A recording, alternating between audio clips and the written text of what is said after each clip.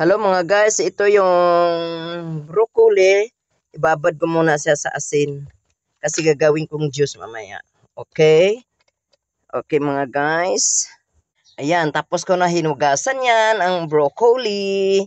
Tapos diretso ko na sa butang sa juicer. O dagko kayo ang pipino diri oh. Wow, green fresh juice. Ayun, gagawin ko na ang pipino. Dagko kayong pipino diri sa Pilipinas. Pasok ko sa akong juicer. Kay dako kay bapal akong juicer. Yan. Lumabas na ang tubig. Dire. Tapos ang broccoli po do, dako kaayo. Diretso sulod. Yan. Yan, dusok-dusok. Okay, alright. Tapos, ito na naman ang green.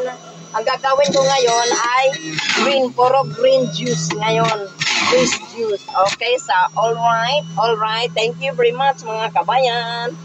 Okay. Aywa.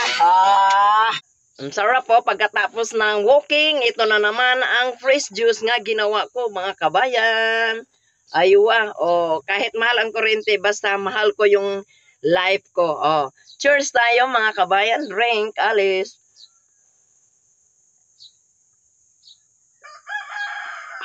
Sarap. Yummy. Thank you very much.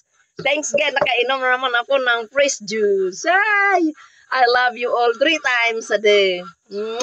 Aywa. Padahan-dahan lang pag-inom. Pangmayaman nga pag-inom mo. Yes. Ganyan. Pero pag hindi mayaman mag-inom sa Diyos, ganyan na yun, Paspasan pag-inom. Nakaubos na ako ng isang baso. Yes! Thanks God for the fresh juice. Green fresh juice ako ngayon. Yan ang routine ko. Ngayong umaga na ito. Uy. God bless us all. I love you all for the fresh juice. Thanks God. Naka-walking na, nakainom pa og fresh juice, all green grass at home. Wow! Ayan, ang juicer, pinakamamahal kong juicer na yan kasi malaki ang bunganga nito, Bibili ako ulit pag nagpunta ko sa Kuwait. Tapos ito yung likod ng bahay. Yan, may mga saging-saging.